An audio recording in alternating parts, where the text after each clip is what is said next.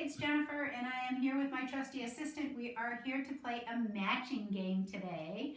I have 2 chairs and a string, and I have already hung up some socks. How many do I have? Can you help me count? 1, 2, 3, 4, 5, 6. 6 different socks, and the match to the socks is inside my bucket.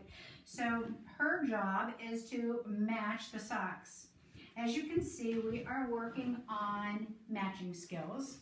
We are working on fine motor skills so that she can pinch them, put them together, the visual perceptual piece, knowing how to get the 2 of them together with the clothespin and the line together, just like so. You can make this more or less challenging by adding more socks or fewer socks. If I wanted to add a gross motor component, you could see that she's in tall kneeling, but I could put the bucket somewhere so that she had to be in standing. Working on some frustration tolerance, crossing midline, working in midline. If you wanted to make this a different game, you could match, you got it. You can match. Oops. You could match mittens or shirts. Or hats. Or hats, great idea.